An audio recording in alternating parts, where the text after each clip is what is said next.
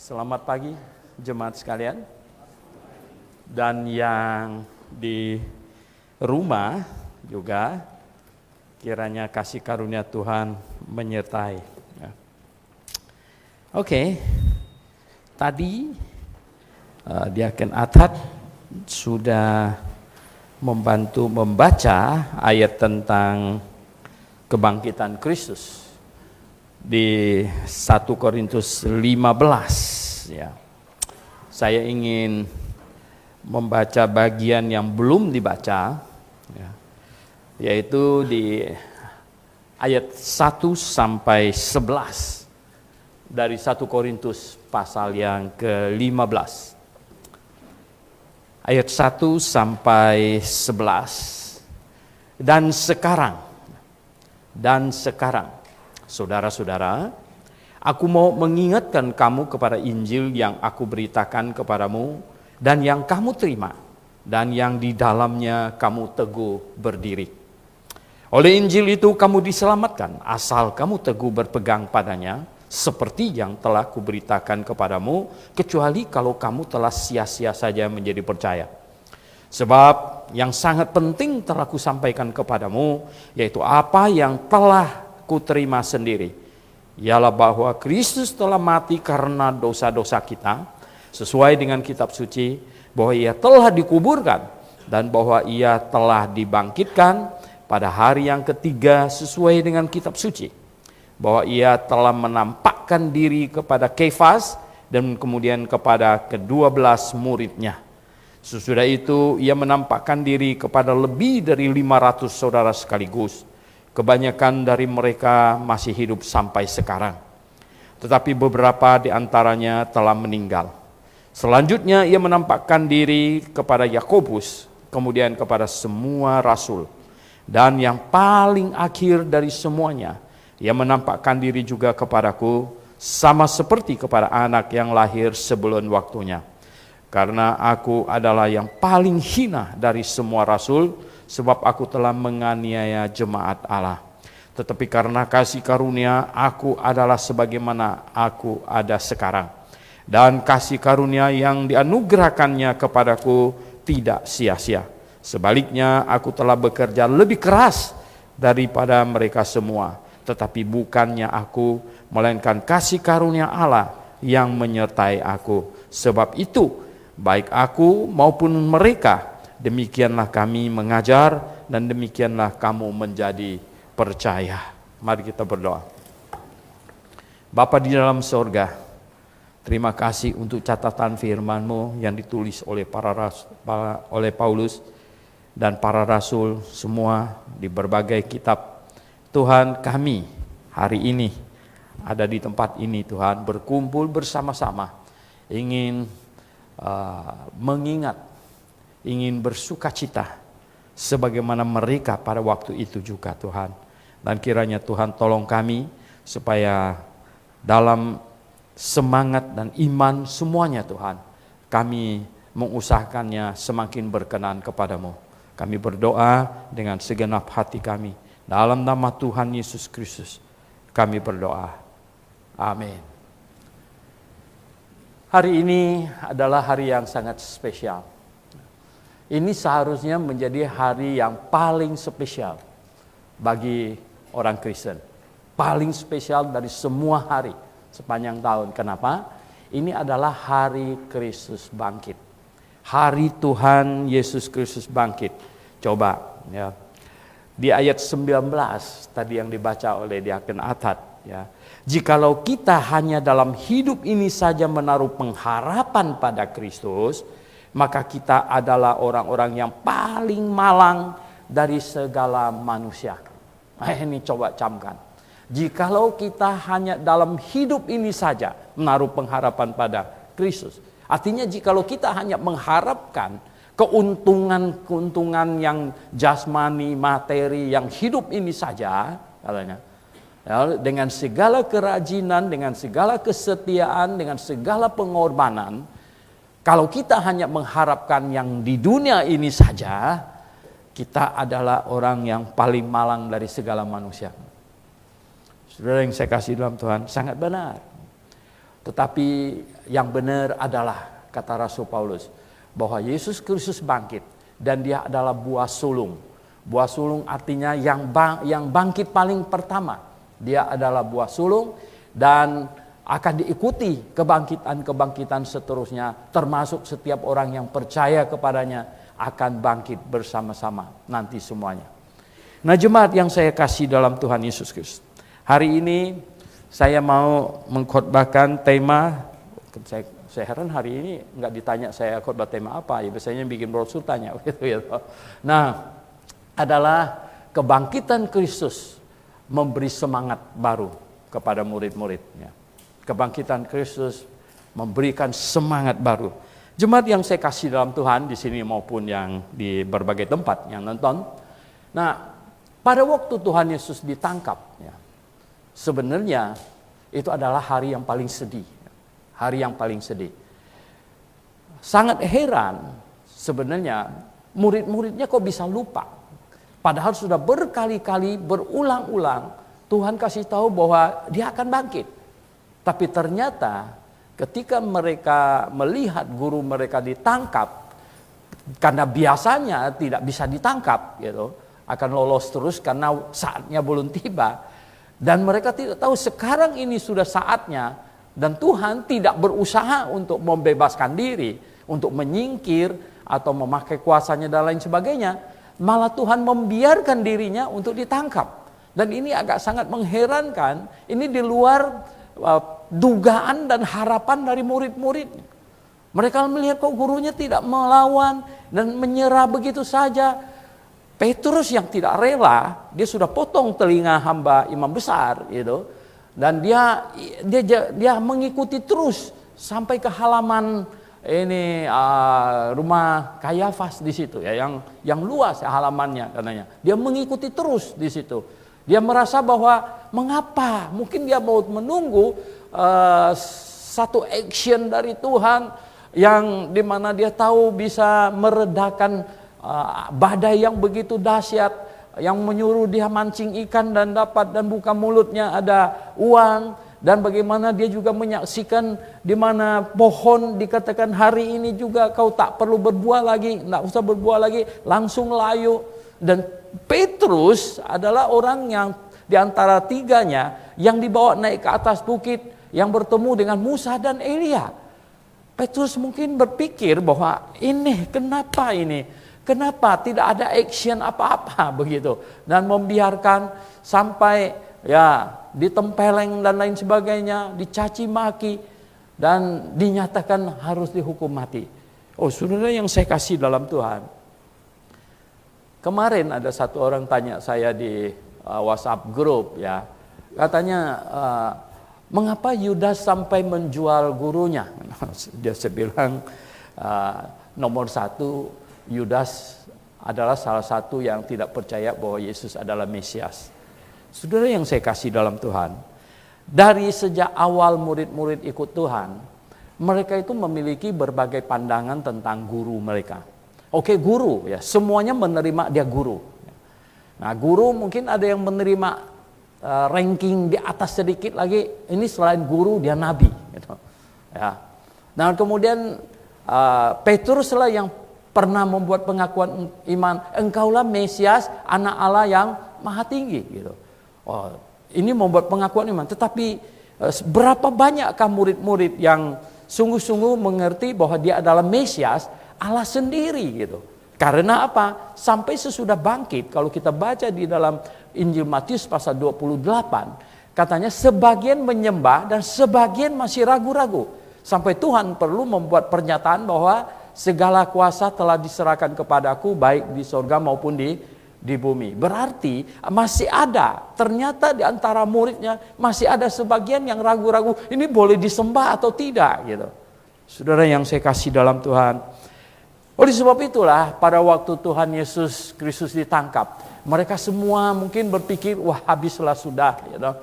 Ada di antara mereka bahkan ya ibu dari Yakobus dan Yohanes, Anda ingat pernah datang kepada Tuhan Yesus untuk meminta bahwa nanti kalau Yesus sudah jadi raja gitu, tolong supaya anaknya dua itu dikasih posisi menteri yang ya utama lah gitu ya. Sehingga teman-teman yang lain semuanya bilang, wow kamu ini bagaimana ya. Nah Tuhan Yesus pernah omong kepada sebenarnya ini ibunya Yakobus dan Yohanes itu mungkin iinya gitu, iinya Tuhan Yesus karena mereka sepupuan gitu. Sehingga Tuhan Yesus berkata kepada ini ibunya Yakobus dan Yohanes, kamu tidak mengerti apa yang kamu minta. Betul ya. Karena banyak orang berdoa tapi tidak mengerti apa yang dia minta. Dia minta sembarangan ya. Dia tidak tahu apa yang diperjuangkan oleh Tuhan Yesus. Dia pikir ini sebentar lagi mungkin Herodes bisa digulingkan gitu secara politik dan secara entah apa lagi bagaimana, sehingga Yakobus dan Yohanes bisa memegang posisi menteri yang penting gitu. Dia datang menghadap Tuhan Yesus, minta posisi itu. Nah, saudara yang saya kasih dalam Tuhan, tidak heran ya, ada lagi muridnya yang zelot ya, itu adalah partai politik zelot pada waktu itu. Jadi di antara murid-muridnya ada berbagai latar belakang dan ada berbagai pemikiran tentang siapa dia itu. Tetapi mayoritas mereka semua dari start awal mengikut Yesus itu adalah untuk kepentingan ini jasmani dan duniawi.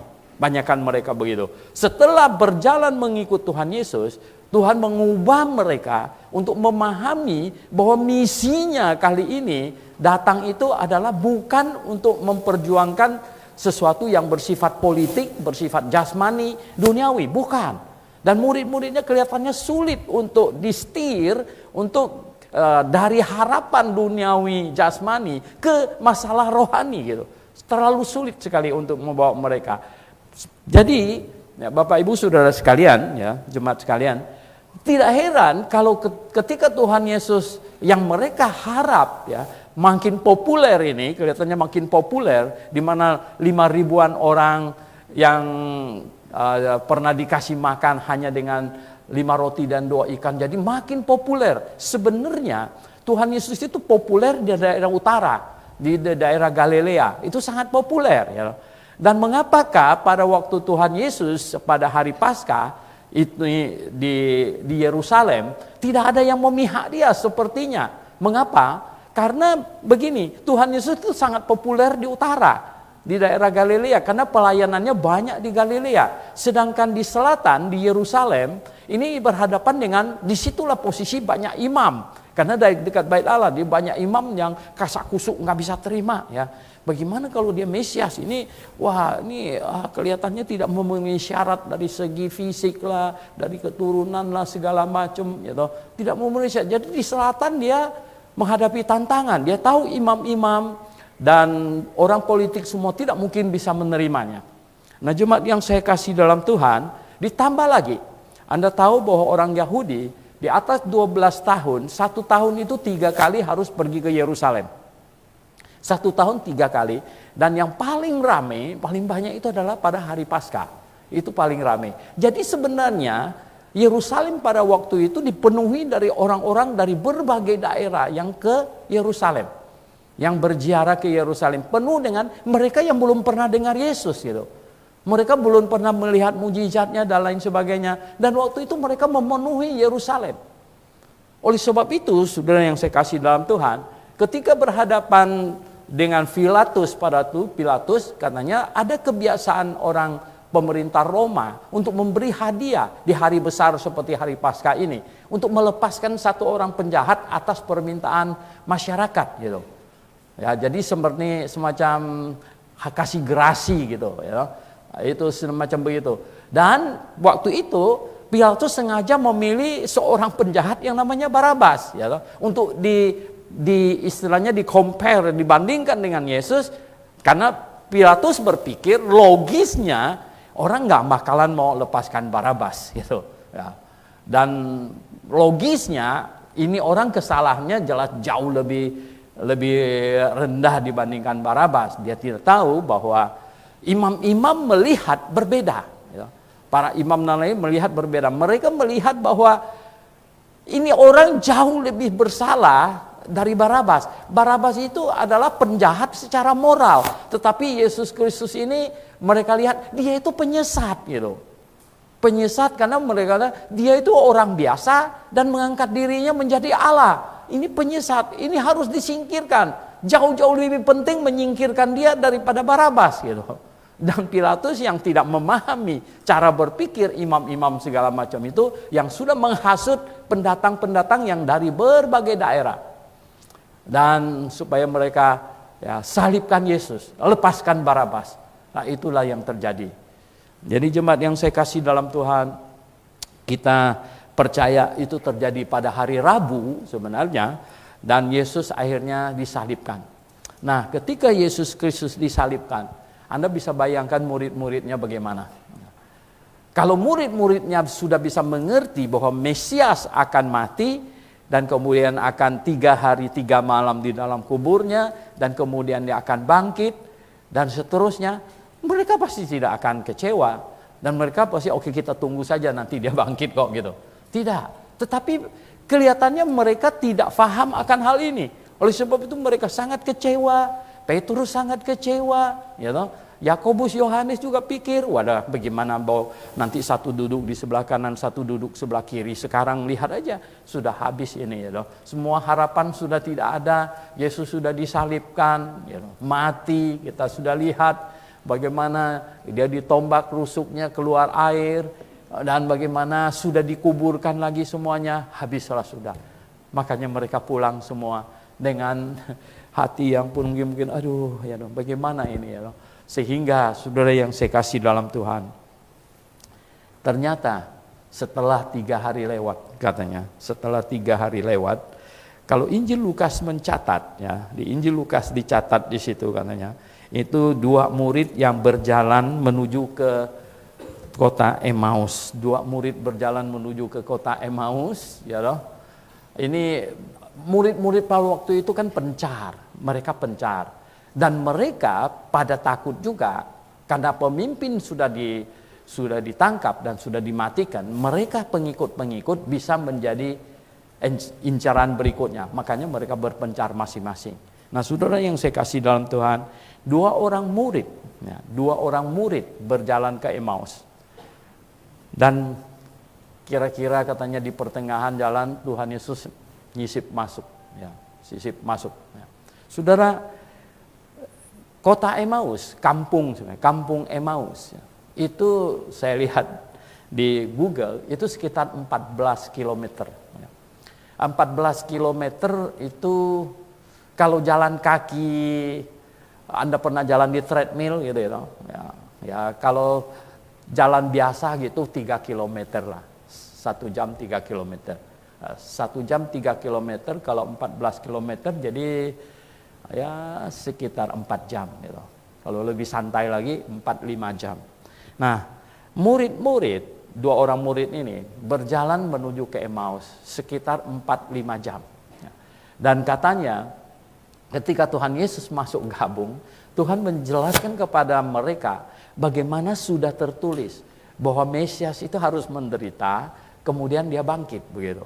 Jadi menderita dulu, kemudian dia bangkit. Dan katanya ketika sampai di kampung Emmaus, kalau mereka jalannya mulai siang hari gitu, berarti sudah 4-5 jam kan sudah mau jam 6 gitu. Nah, Tuhan Yesus seolah-olah mau lanjutkan, mereka bilang, ayo nginap sama kami. Ya karena belum ada lampu jalan, belum apa, ini malam hari juga nggak ada senter Nah, bagaimana zaman itu? Akhirnya meminta Tuhan Yesus nginap dulu di tempat mereka, besok baru lanjutkan perjalanan. Dan katanya pada waktu makan, heran, Tuhan Yesuslah yang memecah-mecahkan roti, berdoa, mengucap berkat, dan mereka langsung matanya bisa terbuka dan melihat ini dia guru kita, langsung dia lenyap. Dan jemaat yang saya kasih dalam Tuhan, katanya ini Alkitab, nggak tahu mereka jadi makan atau tidak, langsung mereka berjalan balik lagi ke Yerusalem. Nah, jadi yang pertama, semangat kebangkitan Yesus adalah semangat ini, memberikan semangat untuk beriman dengan sungguh-sungguh. Saudara yang saya kasih dalam Tuhan, tadi Rasul Paulus bilang, jikalau Yesus tidak bangkit katanya, maka sia-sialah iman kita. maka sia-sialah kita orang percaya.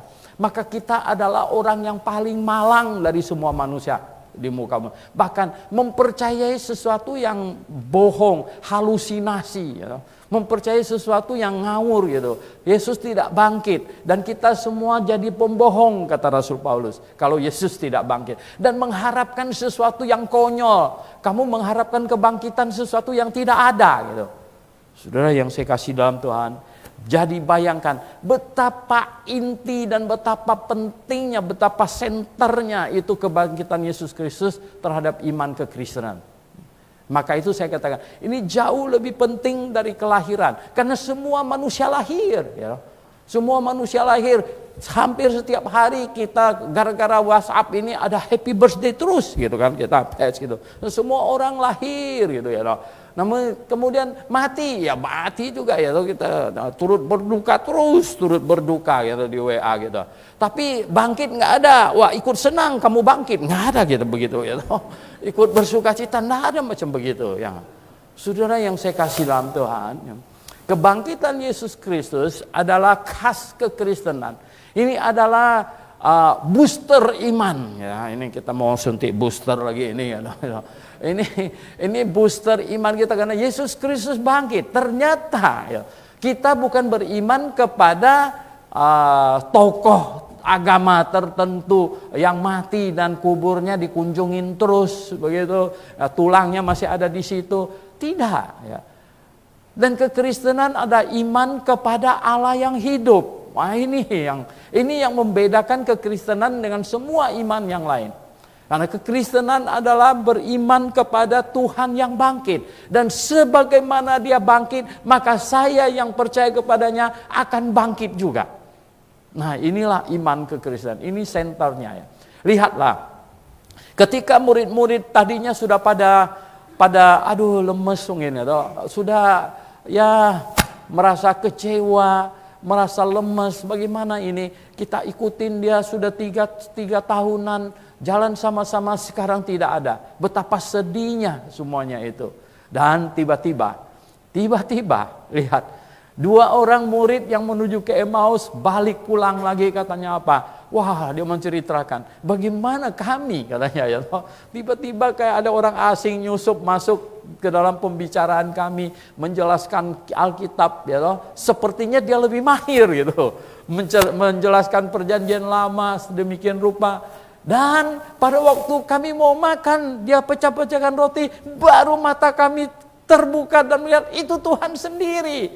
Itu guru ya.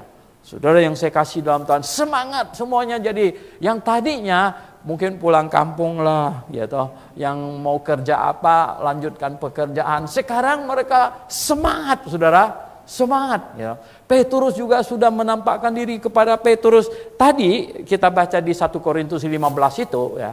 Itu katanya Tuhan menampakkan diri kepada Petrus, kepada Kefas, kepada 11 rasul, dan kepada Yakobus. Nah, ini penting ini Yakobus. Coba Anda lihat di situ ya. Ini rupanya Tuhan ada spesial gitu menampakkan diri kepada Yakobus katanya. Yakobus ini bukan Yakobus rasul. Kalau Yakobus rasul pasti sudah dikasih tahu. Tapi ini Yakobus adik kandungnya. Ini anak Maria ya. Yang namanya Yakobus. Anda bisa bayangkan Yakobus ya toh. Yakobus itu tadi tidak percaya. Di dalam Injil Matius pasal 13 di situ ada dikatakan Yakobus mereka tidak percaya kepadanya. Ya memang dapat dimaklumin ya enggak? Coba bayangkan ya toh, tiba-tiba koko kamu Tuhan ya enggak? Bagaimana ya toh? Ini kan ini sesuatu yang sangat sulit diterima, betul ya toh? Ini kan saya kecil banyak main dengan dia, malah dia bantu cebokin saya segala macam. Nah sekarang dia Tuhan, ini kan susah diterima gitu. Susah diterima. Tapi ya, nah kebangkitan mengubah segala-galanya. Kebangkitan mengubah segala-galanya. Kebangkitan inilah katanya menampakkan diri kepada Yakobus di ayat yang ke-7. Selanjutnya ia menampakkan diri kepada Yakobus. Kemudian kepada semua rasul. Akhirnya Yakobus mau tidak mau percaya bahwa rupanya dia adalah manusia yang paling beruntung ya, dari semua manusia. Kenapa? Dia pernah satu kandungan anak Maria. dengan Sang Pencipta ya, Mesias. Dia pernah, bahkan dia pernah hidup bersama dengan dia.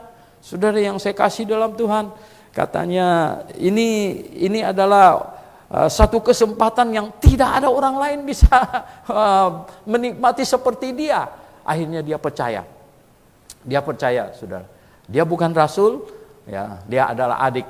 Nah, saudara yang saya kasih dalam Tuhan, ada semangat iman. Nah, saudara yang saya kasih dalam Tuhan, saya harap, saudara yang saya kasih dalam Tuhan, jadi kita semua, walaupun sudah 2000-an tahun, dengan kebangkitan Yesus Kristus, kita beriman kepada Tuhan yang bangkit. Anda tambah semangat, bagaimana? Ya. Wow, kita harus sangat semangat. Ya. Semangat di dalam beriman, semangat dalam kehidupan kekristenan kita. Karena apa? Kita percaya kepada Tuhan yang bangkit. Ini lebih dari semua agama manapun juga. Sebenarnya semua agama yang tidak ada yang dapat menandingi kekristenan ya. Saya tidak berkata Kristen itu agama. Saya paling tidak mau sebut agama Kristen. Maka saya selalu menyebut kekristenan ya. Kekristenan itu adalah orang-orang yang mengikuti Kristus, orang-orang yang percaya kepada Kristus. Itu kekristenan gitu. Jadi bukan agama, ya, agama yang dibuat oleh manusia, itu berbeda. Tapi kita ini kekristenan, yaitu orang-orang, kumpulan orang yang mengikut Kristus, yang percaya kepada Kristus. Ini kekristenan.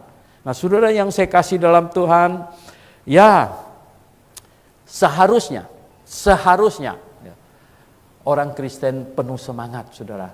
Di dalam kekristenan kita penuh dengan semangat. Terutama orang Kristen yang sudah lahir baru. Kalau Anda sudah lahir baru, seharusnya penuh semangat. Oh, saudara yang saya kasih dalam Tuhan, ya kalau orang Kristen tidak ada semangat, lemes gitu ya, itu sepertinya dalam keadaan moodnya sepertinya Tuhannya mati dan nggak bangkit-bangkit begitu. Sehingga moodnya itu sehingga lemes begitu ya. Ya tidak ada semangat, ya datang berjemaat juga tidak bersemangat. Ya, mau didorong-dorong, ya toh. Lama tidak datang, di WA, di telepon, baru datang. Kemudian nggak datang lagi, saudara ya. Kemudian ya toh, di WA lagi, di telepon, datang lagi. Kenapa ini Kristen kayak ini mod AC begitu ya toh. Jadi ini ya enggak, ini ada kalau mod AC kan ada modnya itu kan ada bagian dingin, cuman kipas doang gitu ya. Dan udara. Jadi ini banyak orang Kristen ini setelan moodnya itu ya, kok moodnya tidak bersemangat gitu. Padahal kita lihat para rasul dan murid-murid itu, memang mereka pernah mengalami suasana yang, aduh ya, guru sudah mati, ini bagaimana ini ya. Mungkin mereka saling tanya satu dengan yang, lagi bagaimana ini, guru sudah mati, disalibkan. Ya, sehingga apa? Petrus yang ngomong apa? Aku balik lagi dah jadi nelayan. Ya, bayangkan ya, dia sudah tiga tahunan tinggalkan profesi nelayannya, sekarang pikir balik lagi angkat jala lagi sekarang ini, ya loh. Padahal dulu ya, dialah yang menjala ikan dan Tuhan pakai perahunya, Tuhan pakai perahu. Anda tahu bagaimana Petrus cara dia ikut Tuhan Yesus? Ya. Tuhan pakai perahunya untuk khotbah, saudara. Tuhan pakai perahunya untuk khotbah. Dan di antara semua yang dengar khotbah Tuhan Yesus, dengar paling jelas itu siapa? Ya Petrus, betul nggak? Ya karena dia harus jaga supaya perahunya tetap tidak terlalu jauh dari pantai, tidak terlalu dekat, jadi seimbang terus begitu. Langsung dia dengarkan khotbah. Lalu katanya apa? Setelah selesai khotbah, orang sudah pulang, Tuhan Yesus suruh dia apa? Tebarkan jala. Ya. Di tempat yang dalam itu. Dan Petrus bilang apa? Semalaman kami jalan dan tidak dapat ikan. Tapi karena guru yang suruh, ya, dia tebarkan juga. Saudara, dia tebarkan jalannya. Dan apa katanya? Jalannya sampai tidak muat, saudara. Disitulah Petrus kaget katanya. Apa kata Petrus pada dia kaget?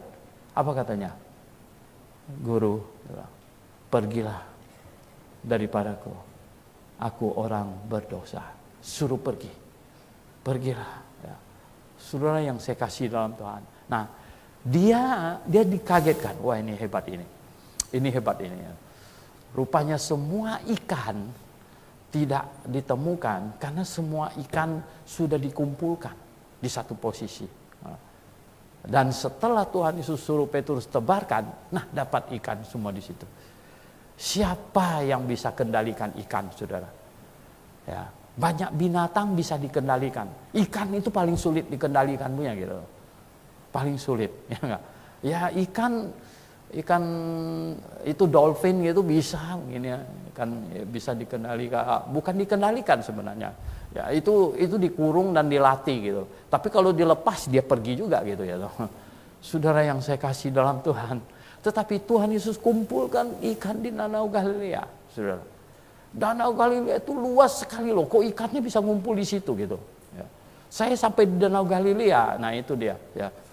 Waktu semua orang itu tour leadernya bilang istirahat di hotel ini, nanti akan lanjut. Saya bilang Simo, saya nggak mau istirahat, saya nggak biasa istirahat siang.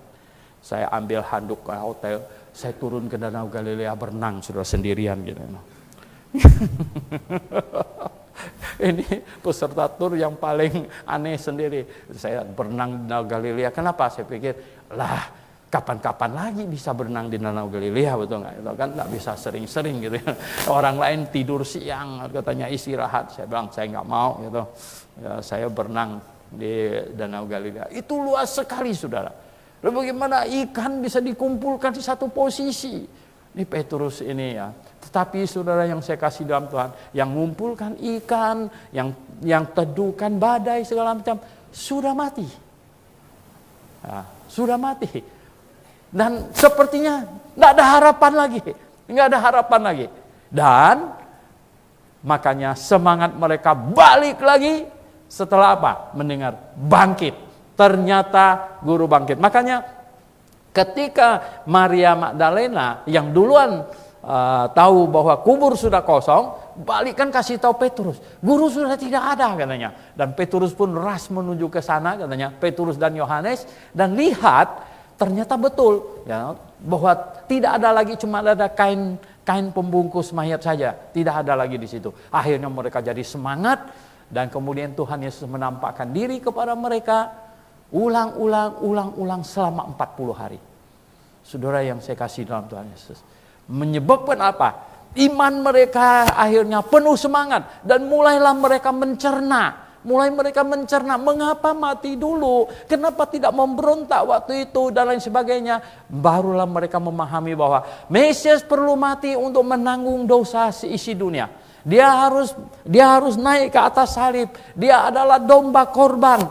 Dia adalah yang datang direncanakan untuk menghapuskan dosa dari Adam sampai manusia yang terakhir. Baru mereka mencerna. Oh begitu ya toh. Makanya harus bersemangat. Saudara yang saya kasih dalam Tuhan, marilah kita bersemangat sebagai orang Kristen. Ya. Jadi jangan jadi orang Kristen yang lemes-lemes, yang lesu. Kita semangat, lebih semangat dari prudensial yang selamat pagi terus gitu. Oh ya saudara yang saya kasih dalam Tuhan, benar nggak? Ya, kita ini kan semangat, kita harus semangat. Jadi orang Kristen yang penuh semangat. Saudara yang saya kasih dalam Tuhan, saya mau kalian semua anggota jemaat menularkan semangat kamu ya kepada yang lain. Oh saudara yang saya kasih dalam Tuhan ya. Kadang-kadang kami sebagai gembala penuh dengan kelemahan. Apalagi saya sudah pelupa sekali ya. Banyak lupa, nama orang lupa ya. Cuman kadang-kadang jemaat itu aneh gitu ya. Jemaat itu aneh ya. Kalian semua aneh, saya juga aneh gitu ya. Maksudnya begini ya. Kalau sudah biasa di satu tempat, itu di satu tempat terus gitu ya. Ibu Linda pasti di sebelah situ gitu ya. Ya, Martinus di sebelah situ, Pak Deventer di situ, ya sekali Pak Olman datang di belakang, dia di belakang terus di situ. Jadi ini manusia tuh begini. Makanya kalau mau tahu siapa tidak datang, gitu, kita lihat bagaimana kosong di situ gitu. Ya, nangkep nggak Anda ya? Kosongnya kira-kira di mana gitu ya? Kalau di situ saya tahu, Bu Linda nggak ada paling tahu gitu ya.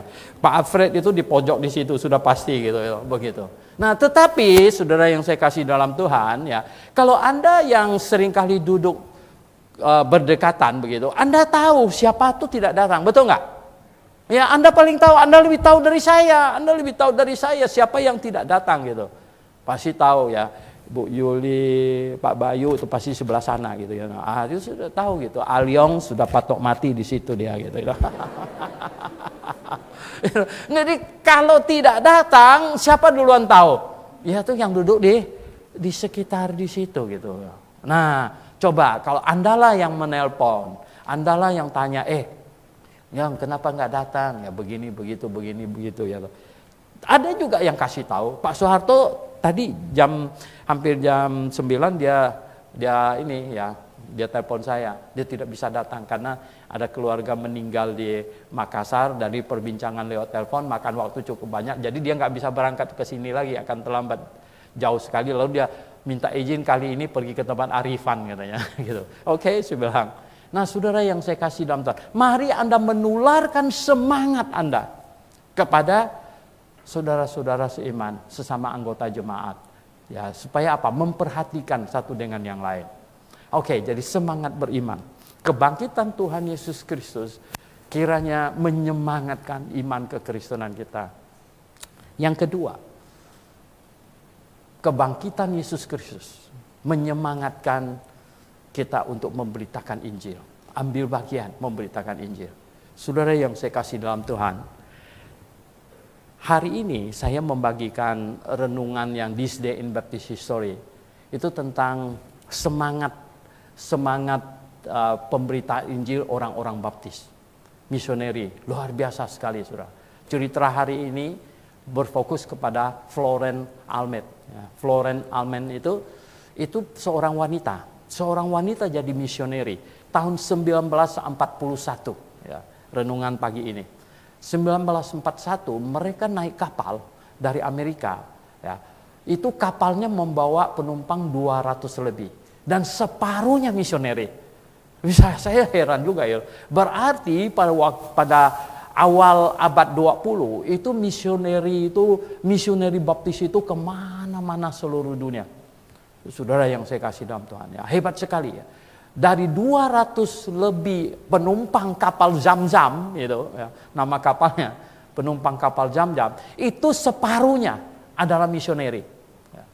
Dan katanya mereka berlayar sebenarnya mau menuju ke Afrika ya, dan kena tembak kapal Jerman ya, kapal submarine-nya, kapal selam ya, kena tembak. Dan Florence Almen ini nggak bisa berenang, bisa berenang ya. Katanya waktu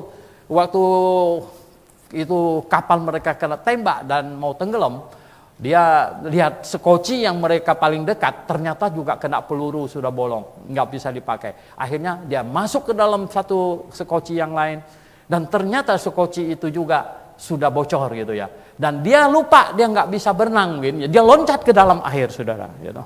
Dia loncat ke dalam air ya. Tapi puji Tuhan ya. Sebenarnya dia sudah berteriak ya, Tuhan Yesus, sekarang aku pergi bertemu denganmu. Gitu. Dia loncat dan ternyata nggak tahu kenapa dibilang, kok dia bisa berenang dan bisa akhirnya meraih sekoci dan bisa ini selamat. Dan yang heran lagi ya, itu pemimpin kapal Jerman yang nembak mereka tiba-tiba teringat kepada istri dan anaknya dan pergi menolong mereka. Jadi kapalnya itu pergi menolong mereka dan sehingga apa? Akhirnya tidak ada satu orang pun yang korban, semuanya diselamatkan. Ya. Dari 200 lebih orang itu. Nah, jemaat yang saya kasih dalam Tuhan Yesus Kristus. Ya. Gereja Baptis, orang Baptis tercatat dalam sejarah adalah kelompok orang Kristen, orang percaya yang paling semangat memberitakan Injil. Paling semangat. Baik sebagai ujung tombak yang pergi keluar memberitakan Injil, maupun yang mendukung dana. Saudara yang saya kasih dalam Tuhan, Anda tahu dukung dana penginjilan itu besar sekali ya. Besar sekali. Saudara yang saya kasih dalam Tuhan, di Amerika itu mereka teriak-teriak terus, itu perlu banyak dana untuk mengirim misi. Kenapa? Satu orang misi keluar itu biayanya besar sekali ya. Belum lagi proyek-proyeknya dan yang lain sebagainya. Tetapi sepanjang sejarah sebenarnya adalah orang baptis paling semangat memberitakan Injil. Mengapa?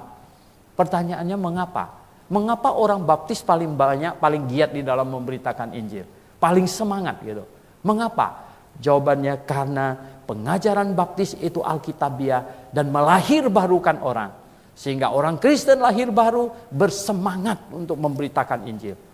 Dan mengapa bisa lahir baru? Karena pengajarannya benar, sesuai dengan Alkitab, dan menyebabkan orang-orang yang mempercayai pengajaran yang benar yang Alkitabiah ini lahir baru, dan lahir baru menjadi semangat untuk memberitakan Injil. Saudara yang saya kasih dalam Tuhan, kita mau semangat memberitakan Injil. Kebangkitan Tuhan Yesus Kristus menyemangatkan kita memberitakan Injil. Amin, jemaat sekalian. Ya, kita harus semangat, saya katakan. Mengapa? Waktu yang tersedia bagi kita mungkin tidak banyak lagi. Sungguh tidak banyak lagi. Karena kita tahu sekarang ini, ya, ini hebat sekali. Saya bilang kepada Simo, nggak tahu lagi apa yang akan iblis usahakan. Kenapa? Setelah 2 tahun lebih COVID mengurung kita, kemudian timbul peperangan di Ukraina dan menyebabkan apa? Ya, devaluasi yang luar biasa, ya. Menyebabkan ini kenaikan harga yang luar biasa. Karena ketika kenaikan harga energi, mau gas, minyak dan lain sebagainya, otomatis akan memicu semua bahan yang lain akan ikut naik. Bahan makanan semuanya ikut naik semuanya. Amerika sekarang mereka teriak-teriak. Saudara yang saya kasih dalam Tuhan, minyak 1 galon 7 liter. Kalau kita itu isi minyak per liter di sini. Kalau di Amerika itu isi minyaknya per galon. Galon itu 4 liter 1 galon. Kalau 1 galon 7 dolar, Anda bisa. 7 dolar itu berapa? 7 dolar itu hampir 100 ribu. Ya. Dapat 4 galon. Berarti 1 galon sekitar 1 liter sekitar 20 ribu. Ya. Jadi minyak di Amerika 1 liter 20 ribu. Anda bisa bayangkan. Jadi semua yang lain nanti akan bergejolak. Sri Lanka sudah mengumumkan bangkrut, saudara. Sri Lanka. Ya. Indonesia jangan bangkrut deh ya. Nah, Sri Lanka sudah umumkan bangkrut. Negara mengumumkan bangkrut itu adalah bahwa tidak lagi mampu membayar pegawai negerinya. Ya. Karena di kas sudah kosong, tidak bisa membayar gaji pegawai negeri. Itu artinya sudah bangkrut. Negara mengumumkan bangkrut. Dan biasanya ya PBB akan mengurus dan ikut, ya, terlibat IMF, ya, semuanya akan terlibat untuk bagaimana mengatasi. Saudara yang saya kasih dalam Tuhan, kalau satu persatu negara bangkrut, jadi masalah besar, saudara, untuk dunia ini. Saudara, oleh sebab itulah ya kita lihat waktu untuk kita kelihatannya tidak terlalu banyak lagi. Oleh sebab itulah maka kita harus bersemangat. Kita sepertinya kejar-kejar waktu di dalam memberitakan Injil, menyelamatkan sebanyak mungkin orang. Saya bersyukur kemarin bisa seminar, ya. Bisa seminar 1 hari, ya, ada cukup banyak yang saya lihat positif, hasilnya positif. Tanggal 2 kita akan blok kelas 1 minggu, itu lebih padat lagi. Saudara yang saya kasih dalam Tuhan, kita harus bersemangat memberitakan Injil. Jadi kebangkitan Kristus membuat kita bersemangat memberitakan Injil. Amin. Itu yang kedua. Yang ketiga, sebenarnya kebangkitan Yesus Kristus hendaknya membuat kita bersemangat apa tahu nggak? Menjaga tepung 3 sukat. Bingung. Freddy saya lihat mulai bingung dia, karena dia tidak tahu asal usul cerita jaga tepung itu gitu ya. Ini jaga tepung, ya.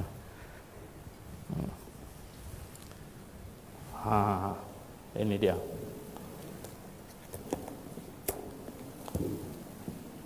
Mana nih? Apa? Wih. Ya. Jaga tepung 3 sukat. Saya pakai baju kaos ini pergi ke BCA di depan. Orang baca-baca di belakang, ini orang kenapa jaga tepung? Ya mereka tidak ngerti.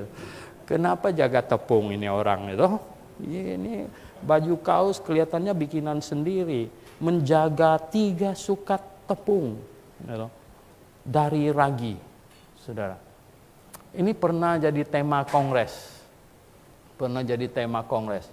Saudara, ini dia tepung kita itu. Sudah di situ. 3 sukat itu. Sukat pertama apa? Purest motivation. Sukat kedua apa? Highest morality. Dan sukat ketiga, biblical doctrine. Saudara, purest motivation.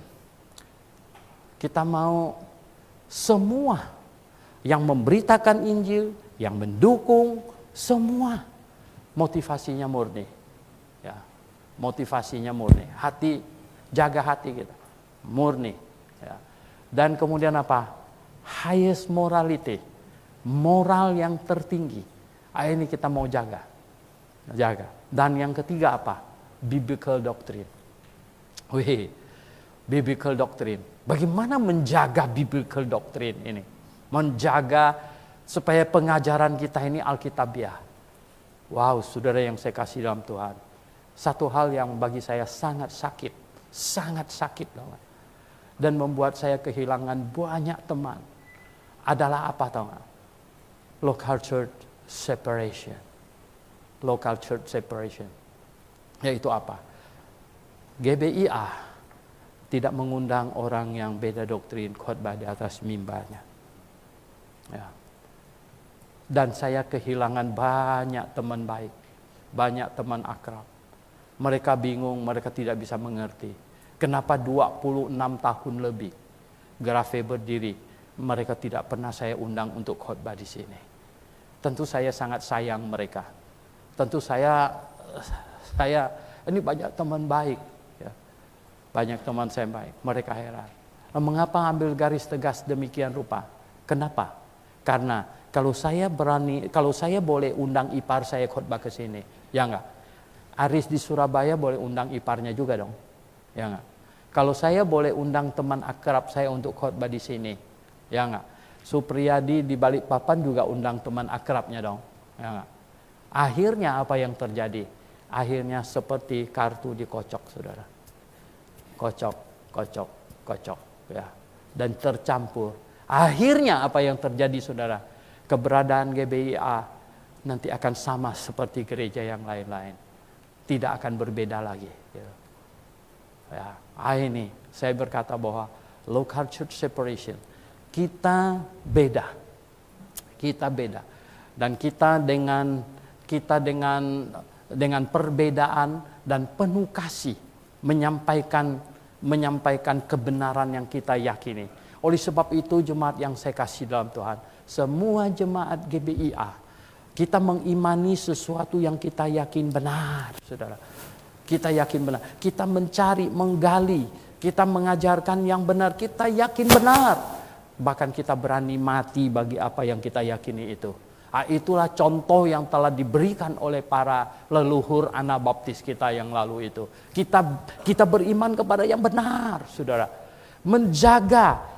Jadi gini, kalau kita mau separation, kita tidak mau kini tercampur, doktrin kita tercampur, kita mau separation. Doktrin kita itu harus benar dan kita harus jaga dari ragi apa? Saudara yang saya kasih dalam Tuhan Yesus. Yang pertama paling parah itu adalah ragi. Sebenarnya gereja paling awal itu yang paling ditakutkan itu adalah ragi Yudaisme, saudara. Ragi Yudaisme. Karena Yudaisme sedemikian rupa membawa para imam-imam dan lain segala macam mau, oke lah, kalian Kristen beda, tapi coba di-combine pengajaran kita. Ya. Oke, kalian percaya Yesus, tetap laksanakan hukum Taurat, tetap pelihara hari Sabat dan lain sebagainya. Akhirnya ya menghasilkan Advent, saudara. Saudara yang saya kasih dalam Tuhan, menjaga. Banyak orang berkata kepada saya bahwa, kita harus kembali seperti gereja mula-mula. Tidak, saya bilang. Gereja Yerusalem itu sudah salah. Gereja yang benar itu bukan yang paling pertama yang di Yerusalem. Loh, kenapa bisa begitu, Pak? Karena pada waktu gereja pertama di Yerusalem, manual booknya ini belum selesai. Gitu. Jadi itu diluncurkan, manual booknya tidak ada. Maka itu mereka hantam sana, hantam sini. Dan kalau kamu baca kitab para rasul sampai 21 di situ, tahu nggak apa yang terjadi? Rasul ini bukan rasul, Yakobus sebenarnya yang memimpin di situ di dalam di jemaat di Yerusalem itu Yakobus. Kalau Anda baca di Kisah Rasul pasal 21, di situ apa yang terjadi tahu nggak? Itu Yakobus bilang begitu kepada Paulus, dia bilang, ketika ini Kisah Rasul pasal 21 ayat 17. Ketika kami tiba di Yerusalem, katanya, semua saudara menyambut kami dengan sukacita. Pada keesokan harinya, pergilah Paulus bersama-sama dengan kami mengunjungi Yakobus. Semua penatua telah hadir di situ. Paulus memberi salam kepada mereka, lalu menceritakan dengan terperinci apa yang dilakukan Allah di antara bangsa-bangsa lain oleh pelayanannya. Mendengar itu, mereka memuliakan Allah. Lalu mereka berkata kepada Paulus, "Saudara, lihatlah, beribu-ribu orang Yahudi telah menjadi percaya dan mereka semua rajin memelihara hukum Taurat.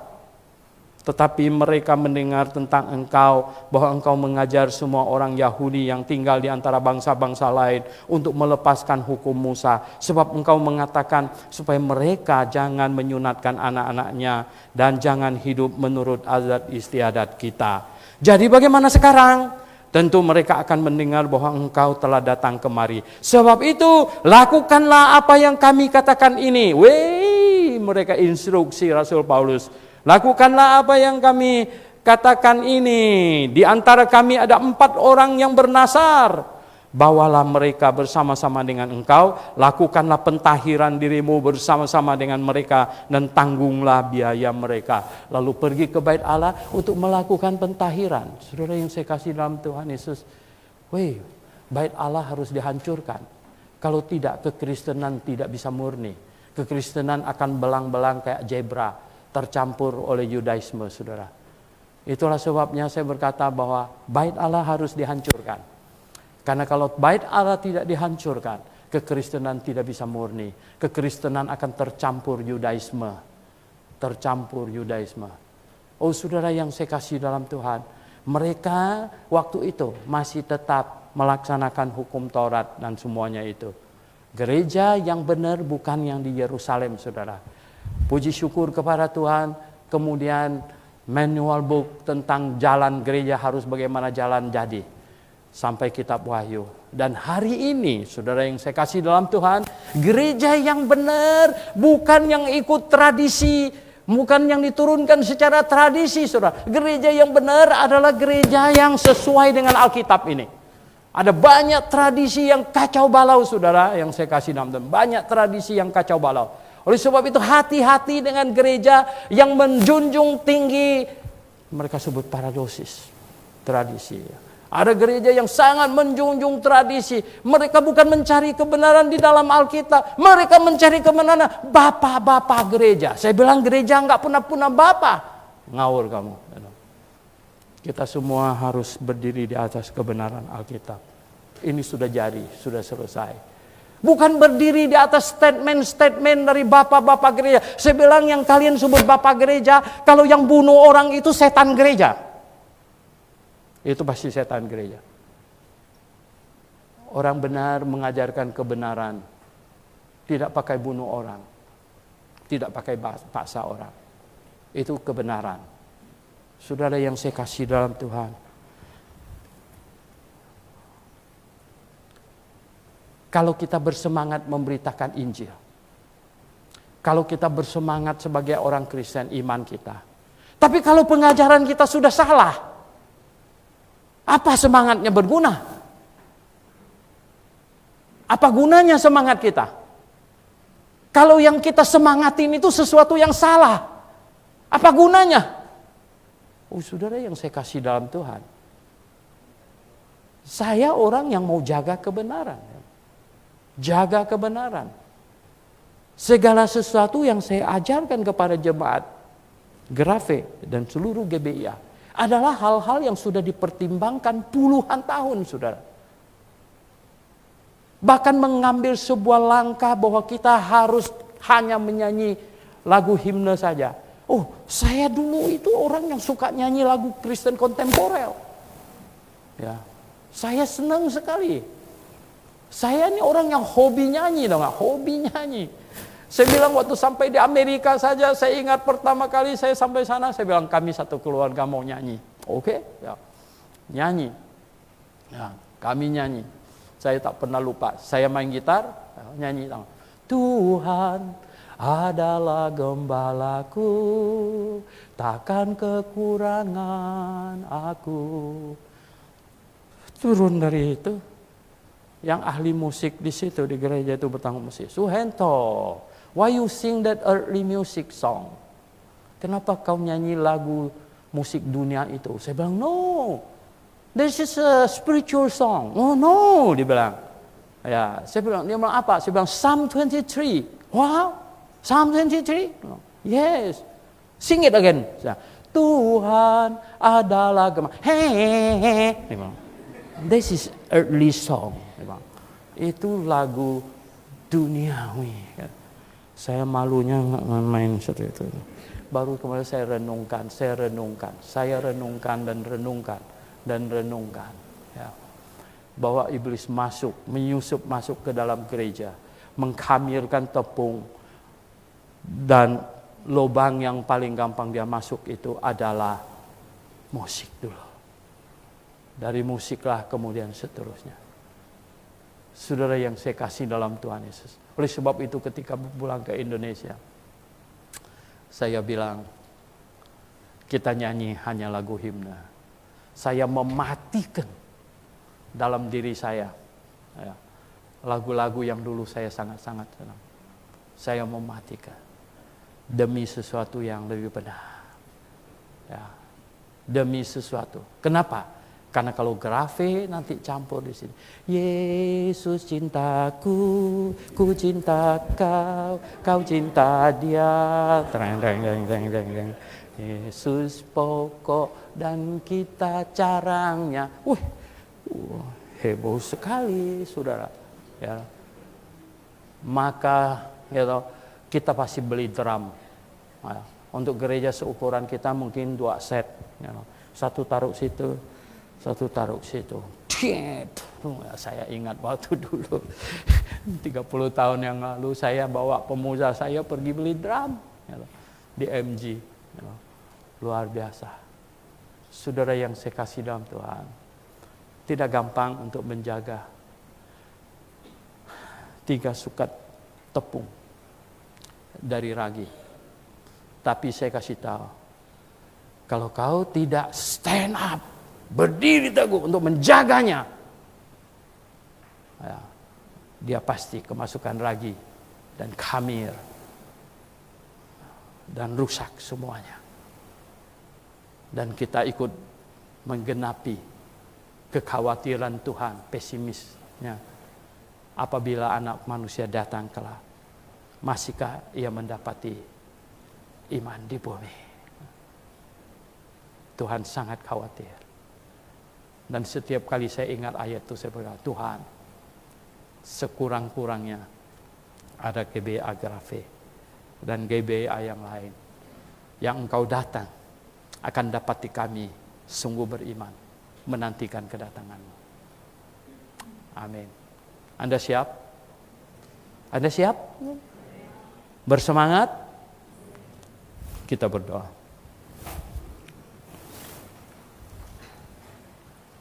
Tuhan, terima kasih. Tuhan, bukalah mata kami. Bukalah Tuhan hati kami. Berilah hikmat kepada kami Tuhan, supaya kami dapat melihat. Supaya kami dapat melihat kebangkitan-Mu yang mengubah sikap, pandangan, semangat rasul-rasul dan murid-murid pertama. Dan kami juga hari ini Tuhan. Biarlah kami bersemangat Tuhan. Oh, bakar kami Tuhan, supaya kami semangat. Dan Tuhan tolonglah, beri kekuatan kepada kami, agar kami semangat untuk menjaga. Menjaga apa? Menjaga kebenaran-Mu dari ragi Judaisme, ragi tradisi, dan ragi berbagai bidat Tuhan. Ragi keduniawian yang akan menggerogoti gereja kami, iman kami. Tuhan tolonglah supaya kami diberi hikmat, dapat melihat secara rohani bagaimana jemaat ini harus berjalan, bersaksi di akhir zaman ini, berani melawan arus, berdiri teguh di atas kebenaran. Dan kami tahu kami harus bersikap lemah lembut, penuh kasih, tetapi tegas, sangat tegas. Tuhan tolong kami, pimpin kami semuanya. Dalam nama Tuhan Yesus kami berdoa. Amin.